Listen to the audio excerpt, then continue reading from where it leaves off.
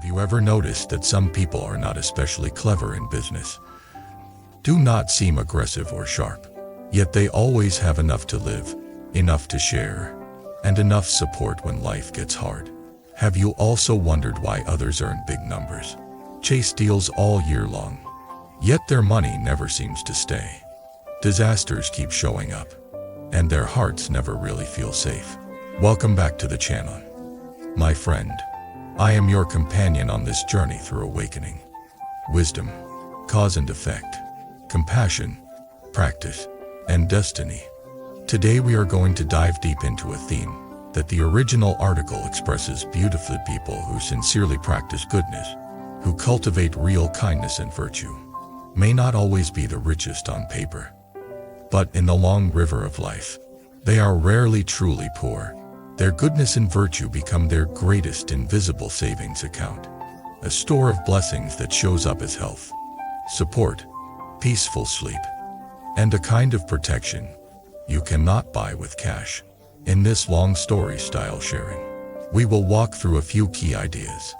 We will explore what it really means to say that kindness and virtue are your invisible savings.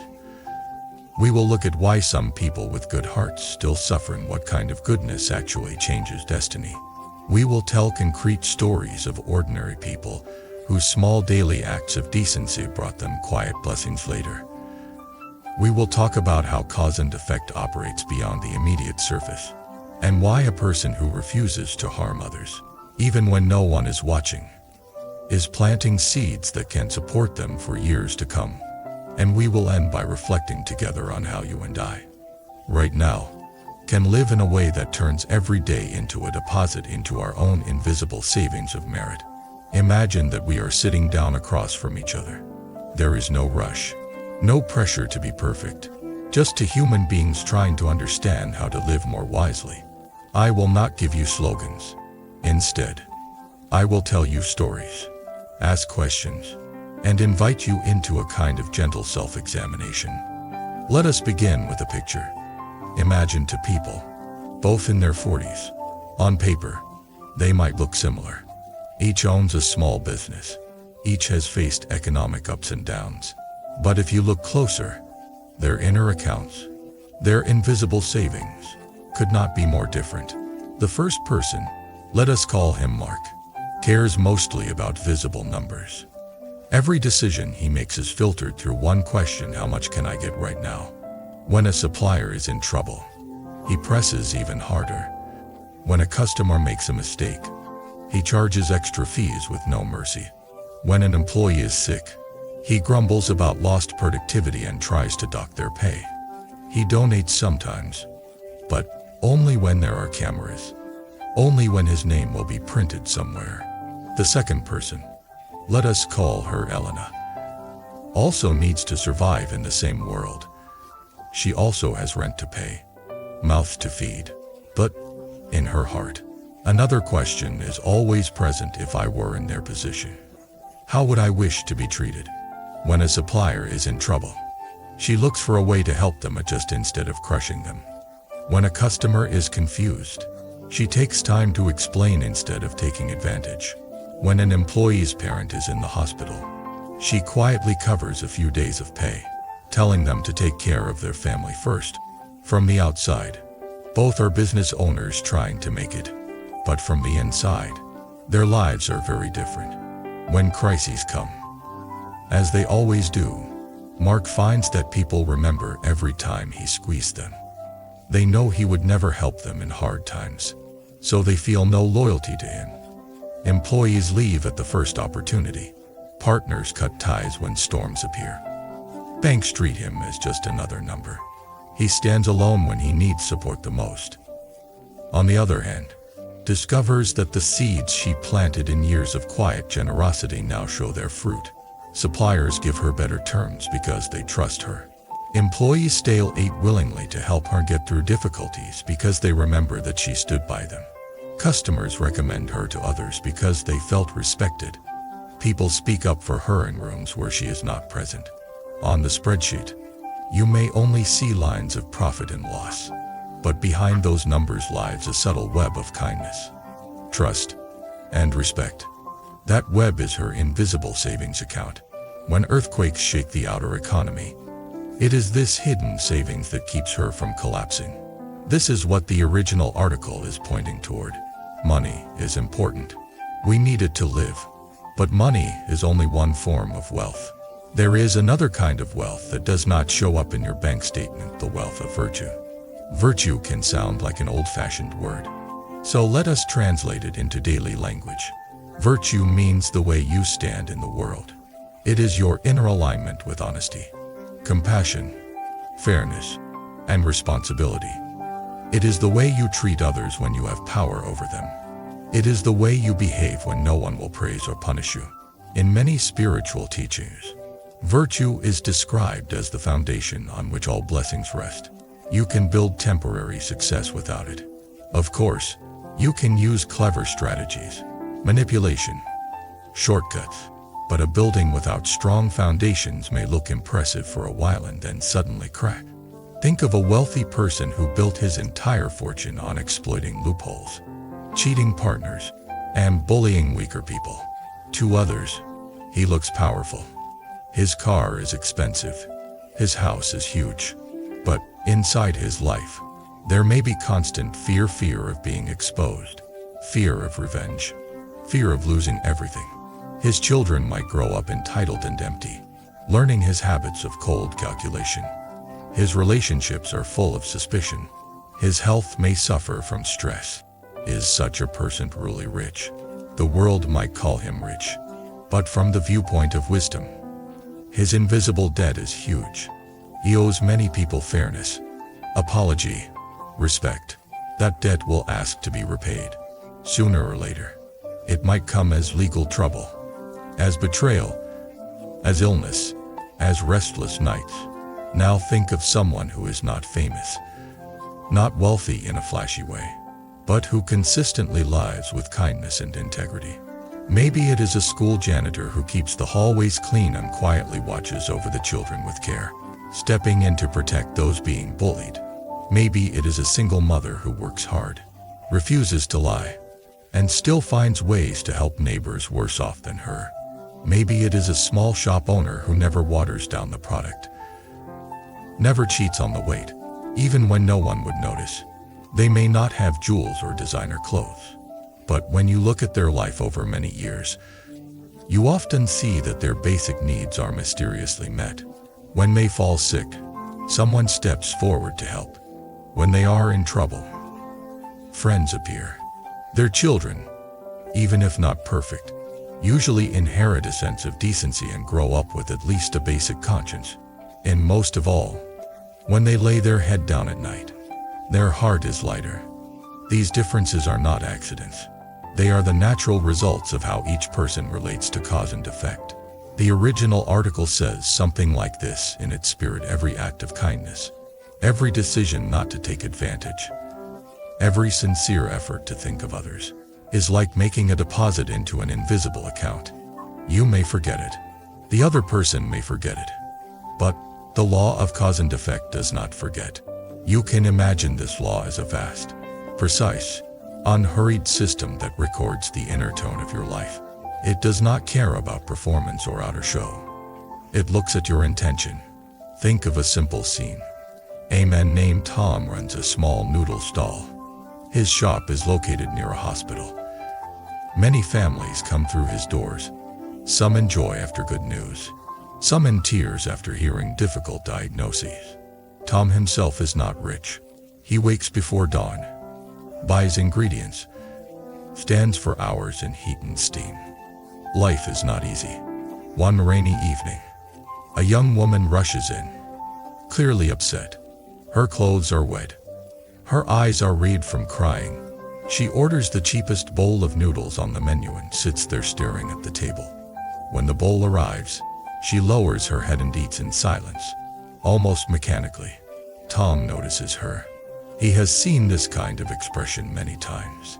He guesses that someone in her family might be very sick. After she finishes, she goes to the counter and realizes she is short of money. Embarrassment floods her face. She apologizes again and again, saying she will bring the rest later. Tom has a choice. He could scold her, he could make a scene, insist on the full payment, or mark her as a cheat. If he does that, he may protect his small margin for that night, but he will add more weight to an already heavy heart. Instead, he smiles and says, "Do not worry. Today this bowl is on me. Take care of your family. The hospital is a tough place. Make sure you eat."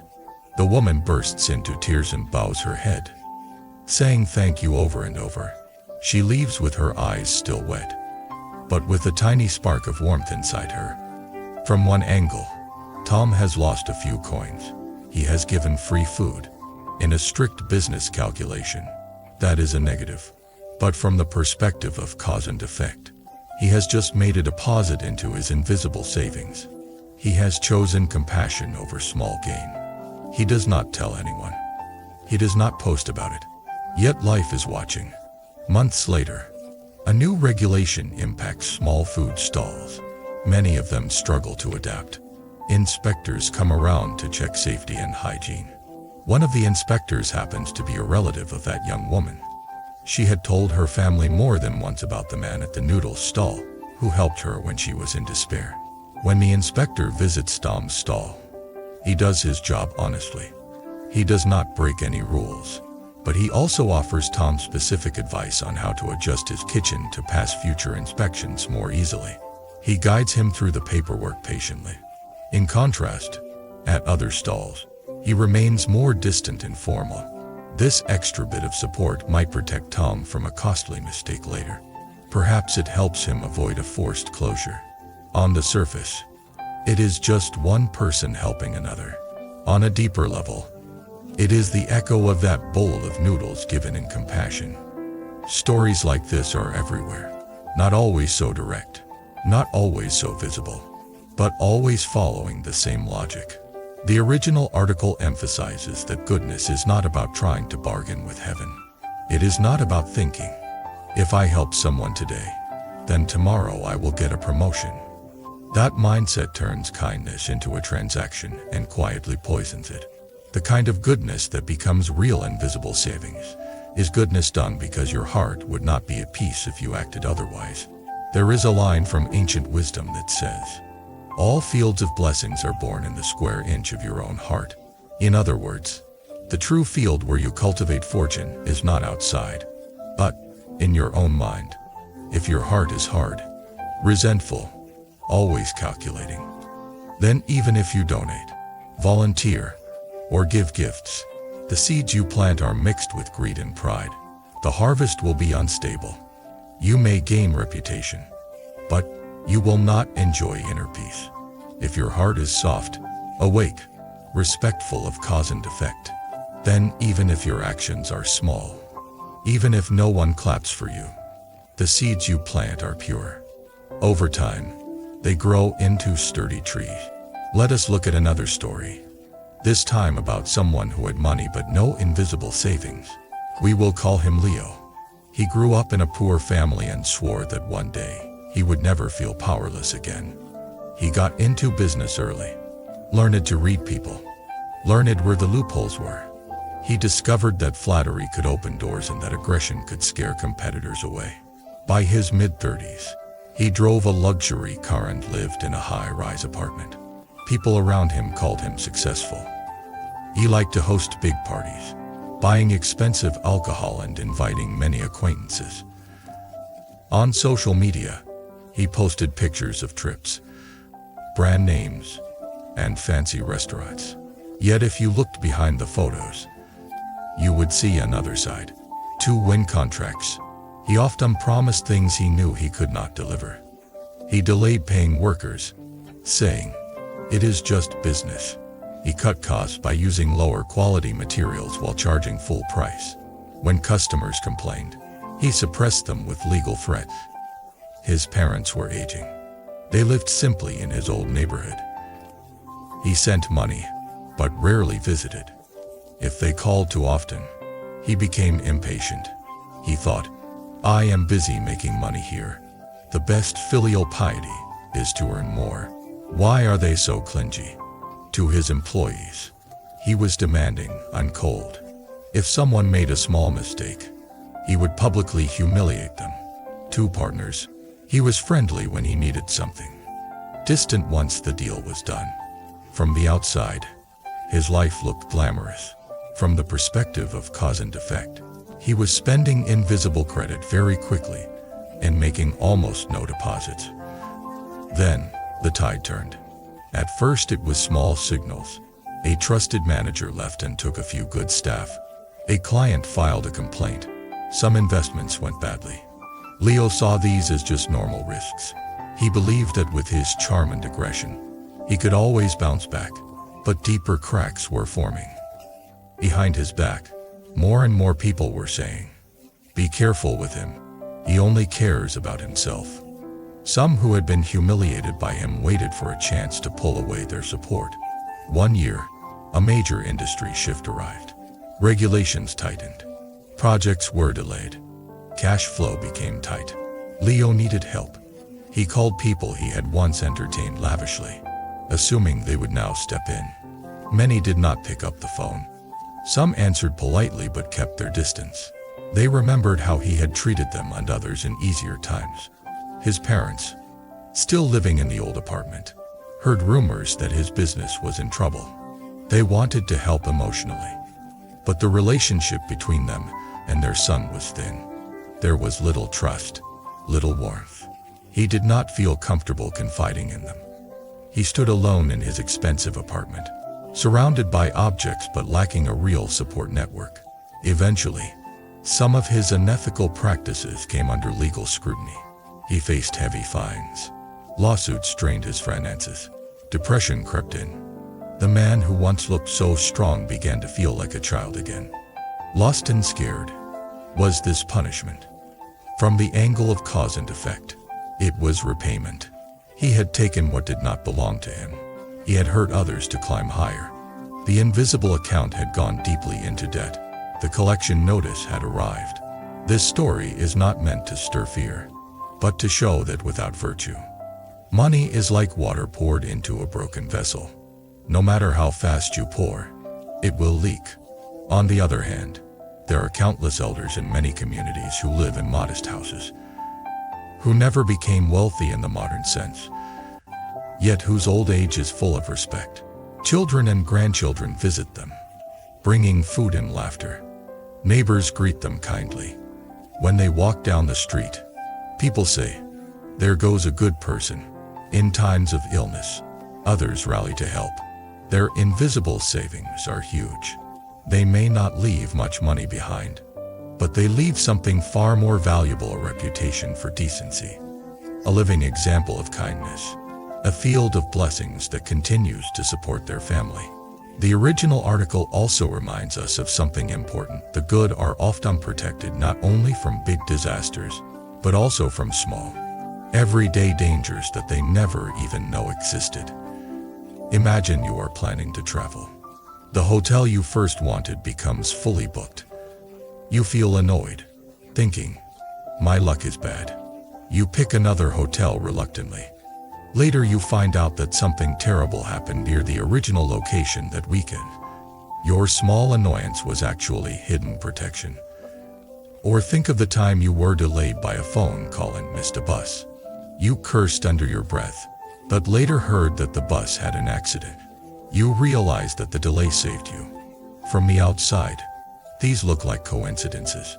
From the viewpoint of cause and effect, and from ancient wisdom traditions, they are sometimes seen as manifestations of your invisible savings. When your bank of merit is not empty, when you have not emptied it through constant harm, there is more room for unseen protection to operate. Of course, we should be careful. Not every misfortune means you have no virtue, and not every smooth moment means you are a saint. Life is complex. Karma can be old, stretching beyond what we remember. But, as a general tendency, kindness and virtue do protect. Cruelty and greed do corrode. Now you might be thinking, if that is true, why do I see kind people who still suffer, who still struggle with money, sickness, or betrayal? Does that mean goodness is useless? The original article gently addresses this doubt.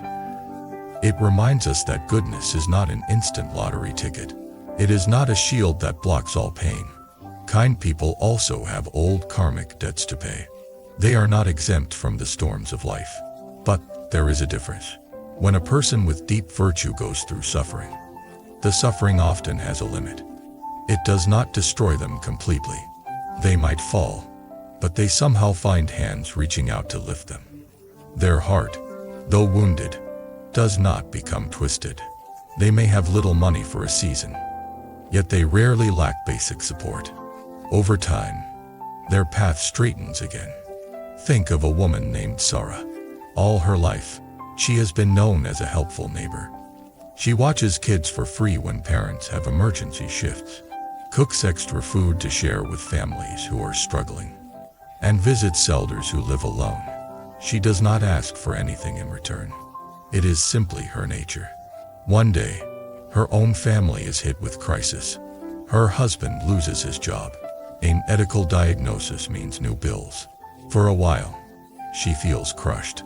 Tears flow in the dark when no one sees. But then something happens. Neighbors she once helped step forward. One offers part-time work to her husband. Another organizes a small fundraiser. Someone else brings groceries every week. A local community group hears about her situation and helps negotiate with the hospital for reduced payments. Does this erase her suffering? No. She still faces stress and pain. But she is not alone. Her years of pouring out kindness are now returning as a net beneath her. In contrast, imagine someone who always refused to help others, who mocked those in need, who hoarded every resource for themselves. When crisis hits, people may feel little motivation to support them. Some might even say, now they know what it feels like. This is not about punishing anyone. It is about recognizing that our daily choices are constantly building or dismantling the invisible bridges between us and others. When those bridges are strong, we can cross them when the ground shakes. Let us bring this closer to your own life. Maybe you are not a business owner. Maybe you are an employee, a student, a freelancer, a caretaker at home. In each of these roles, you are still building or spending invisible savings every day. When your colleague is confused about a task, do you sigh and think, not my problem?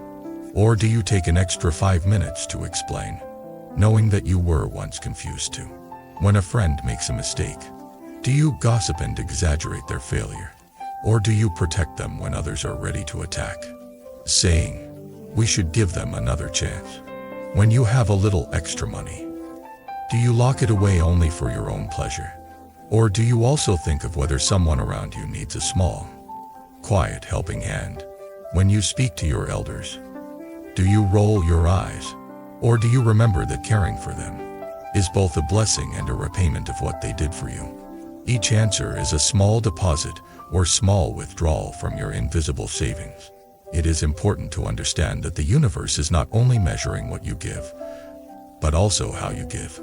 If you donate to charity and then constantly boast about it, belittle those you helped, or use your donation to control others, the energy of your gift becomes tangled. The merit is small.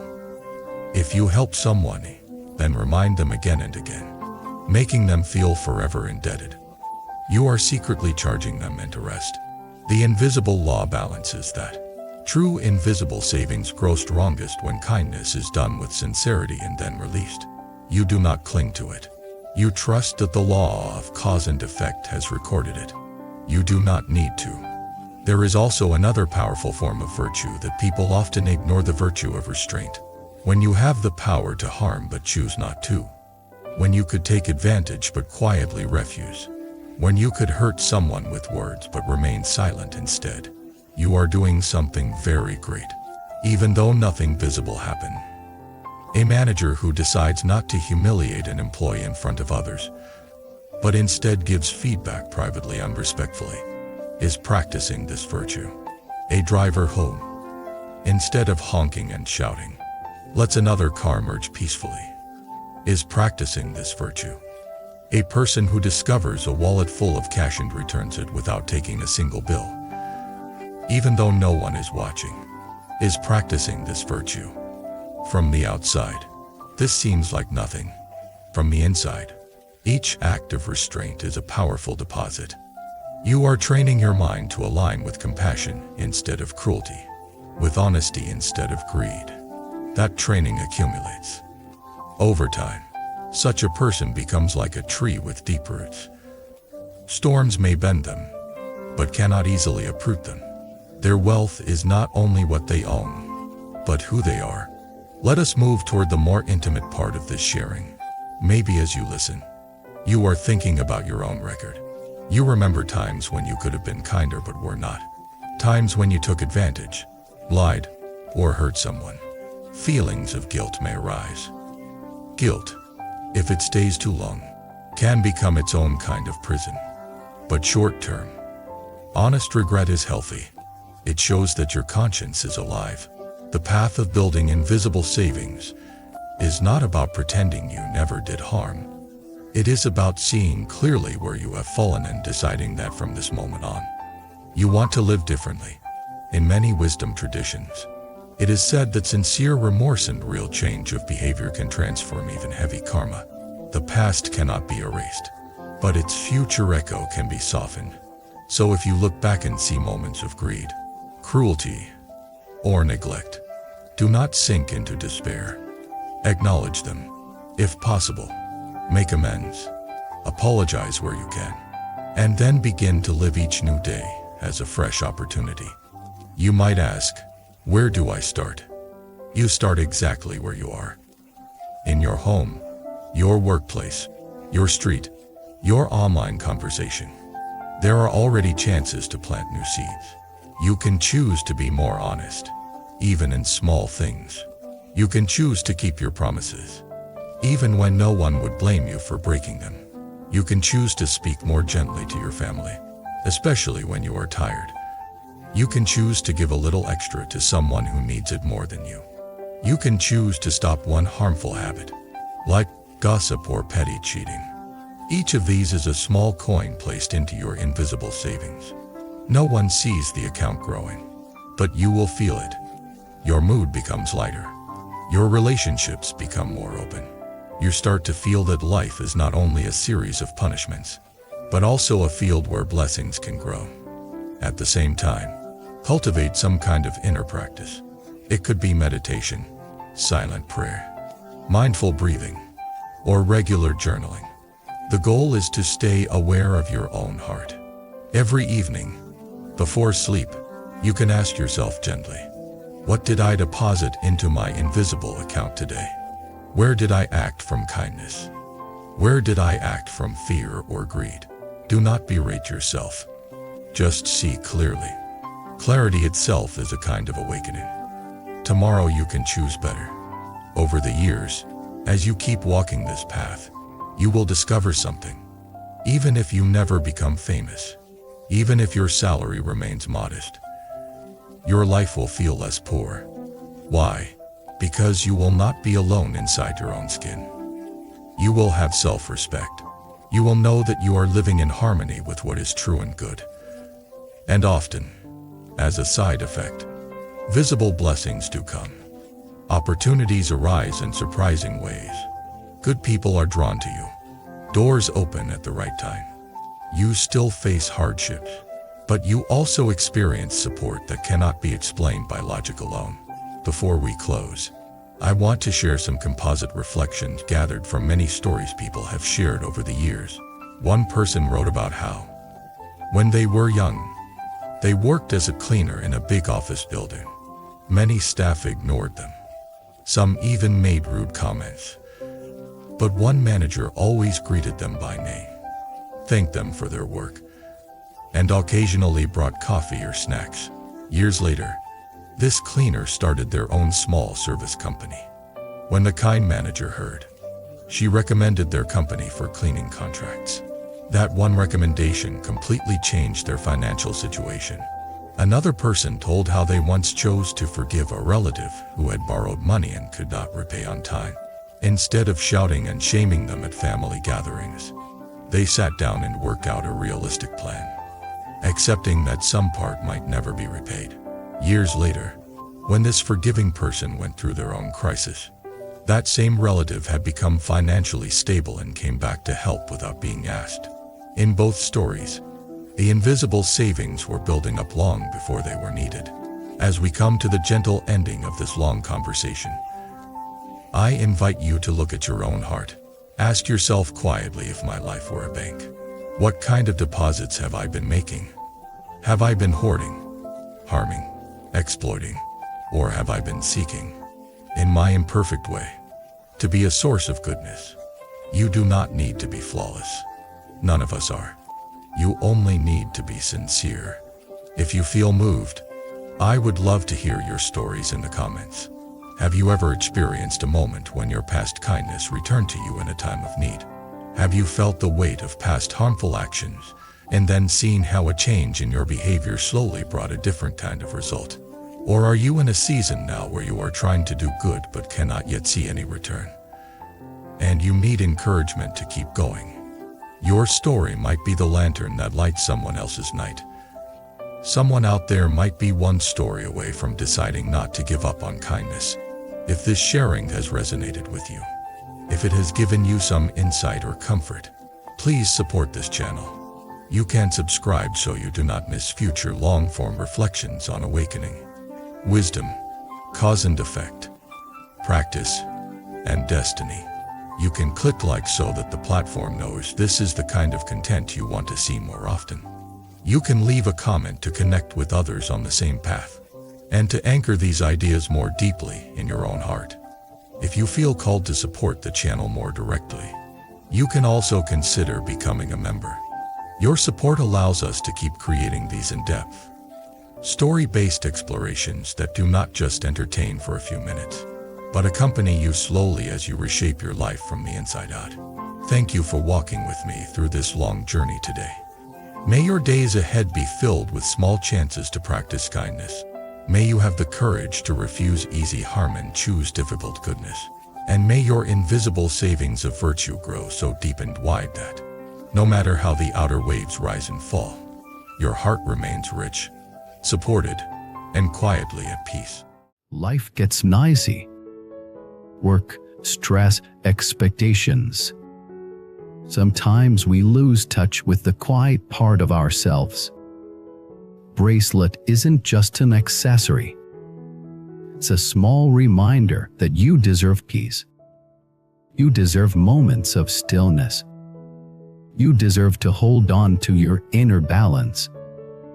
If one of these bracelets speaks to your heart, you'll find the purchase link in the description below, and even more auctions available on our channel's shop page. Pick home the one that feels right.